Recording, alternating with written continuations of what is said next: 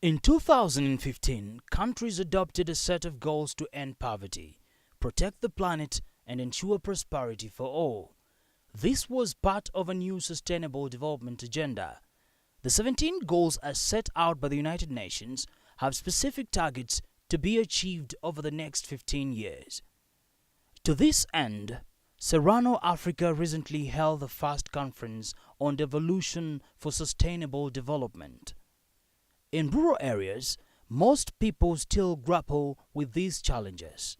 The three-day conference sought to challenge devolved governments to embrace the global goals for sustainability.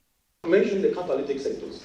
This catalytic sector in the African continent today, the agricultural sector, which will be most impacted by climate change. Energy, 620 million Africans being energy impoverished. These actions, if targeted at these catalytic sectors, represent opportunities that if climate action is actually implemented, will unlock socio-economic opportunities and spur a group pathway that is inclusive, lifting those at the bottom of the pyramid to the top.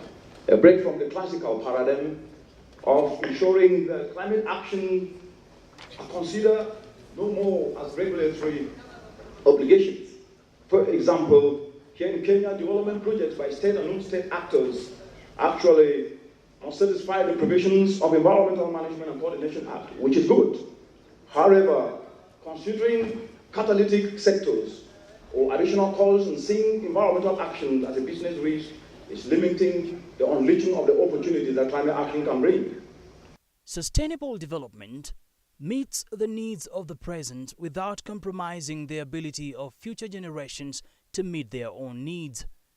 For example, while a decision to invest in a power plant portends a high risk of breaching the provisions of the Environmental Management and Coordination Act that might have or may be seen, given the categorization as a high risk in the environmental regulation, translating to a high risk mitigating cause, an alternative would be to invest in solar energy, which will actually not only add to the organization profitability, but also ensure that, because this is off-grid and mini-grid, that those at the bottom of the pyramid can actually have access to electricity. The SDGs, when they were signed in 2015, they were being signed at a time when Kenya had already adopted a new constitution that aimed at reorganization and restructuring of the governance system.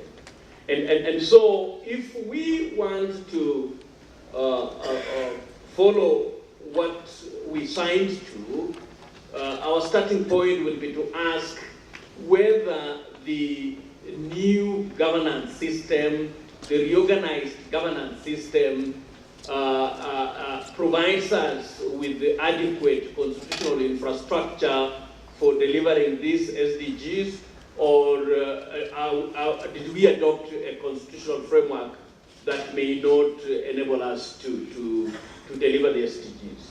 And so we need to note that that constitution we adopted included the adoption of devolution as one of its most transformative aspects, and we need to ask, does that new framework give us room to effectively deliver the goals? According to Mr. Peter Olo, the CEO of Social Enterprise Society of Kenya, enterprises play a significant role in social development. It's the Social Enterprise Society of Kenya. We bring together social enterprises. We bring together people who are about planet, profit, and social impact. So these are people who are about change. Alex mentioned here, how can you change where you live, where you work? Within CENSOF, we have a company called Correct. Currently, we have 50 members, and Correct, what Correct does in Dandora is that they convert the Dandora website into building fences. They convert, they use the street children to collect the waste plastic, then convert into floor tiles. So a social enterprise is about doing something about impact. But the key thing is that social entrepreneurs is the main catalyst, is the main driver in the achievement of the SDGs. And this has been done, the World Bank, the British Council have done research that the future of all these SDGs is in social entrepreneurship. Eradicating poverty in all its forms and dimensions is an indispensable requirement for sustainable development. However, poverty eradication starts from the mind. I can tell you that success will not be through the efforts of a few, but rather the collective efforts of all of us, led by you, our leaders. I learned that the first step to wisdom is accepting, first and foremost, that you're actually a fool. And then, of course, doing something about it. They went on to teach us about the Socratic keys, and I recommend that you read about them, and if you agree, internalize them. They are: know yourself, number one; ask great questions, number two; think for yourself, number three; challenge convention, and I really liked the clip from my good friend Alex; grow with friends; speak the truth; and 7, strengthen your soul. The leader must lead strategy, develop the narrative, and create the personality of the action plan without copy-pasting. It must come from within. And the last and most important skill is your compass, your moral compass, otherwise known as integrity. It is critical. You can have all the other skills in plenty, but if you lack integrity and your compass does not point true north, everything that you have worked for, everything that you have built will come crashing down. If you do have all of these skills, especially the last one, your leadership, and with it, life at the top will be very rewarding, both physically and mentally. And if we have enough of us with it, then I'm sure we will be able to achieve our Millennium Development Goals.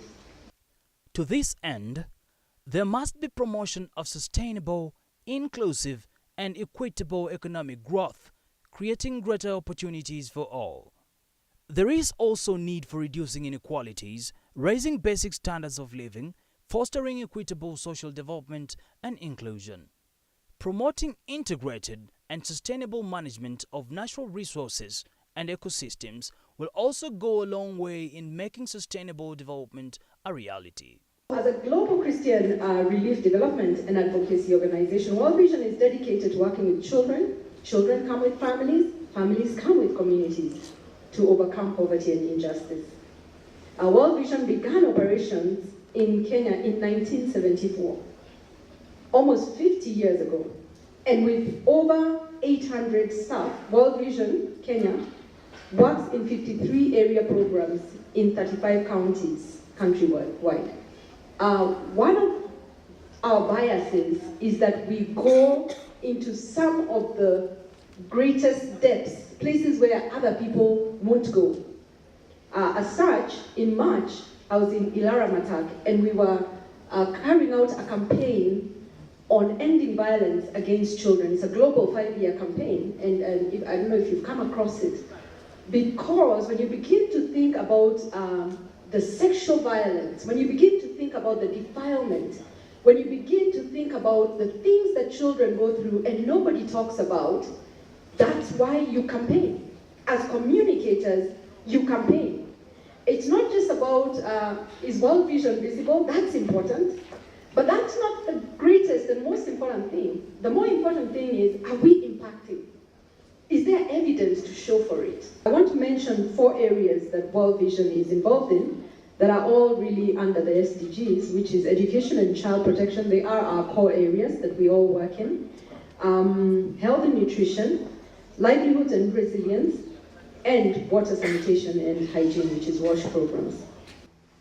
My fellow brothers, sisters, ladies, gentlemen, youth, let us partner, let us collaborate, and let us unite for the cause of the vulnerable.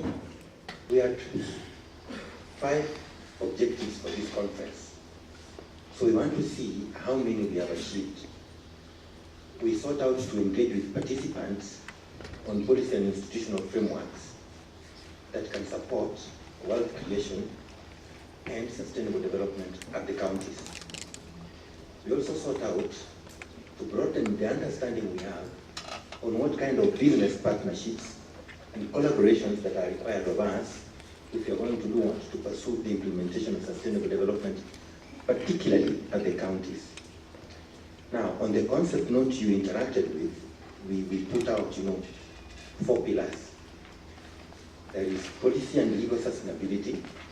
There is, to the extreme end, an interesting pillar we call identifying projects that are inclusive, that are viable, that are bankable, that are sustainable. Now, once you have those 2, then you need something in the middle, which is partnerships and collaborations, goal number 17. Now, those 3 don't operate on their own because then they have to feed into a vision. That vision, we've said, is high quality life. Now, that high quality life is what each human being deserves and desires.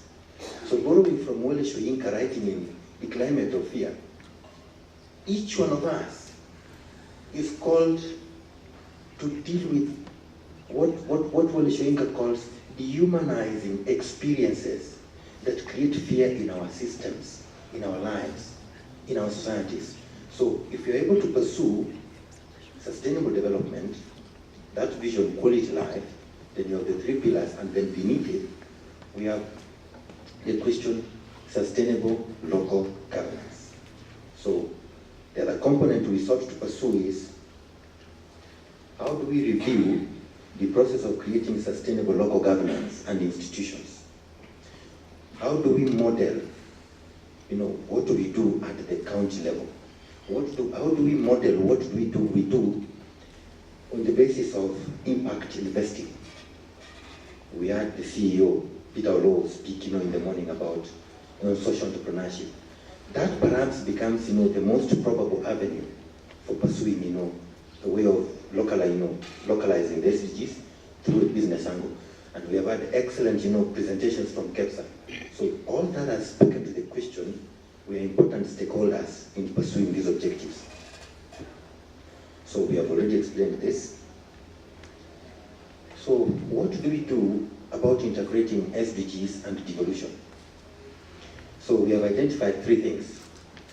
We've said, working towards achieving the objectives outlined in Article 174 of the Constitution, tied together with Schedule 4 of the Constitution, we have an interesting situation that makes us think very carefully about not just devolution, but sustainable devolution. Because if then we pursue it, in terms of sustainable devolution, what we're actually pursuing is implementing the sustainable development framework. That way we'll be home and dry.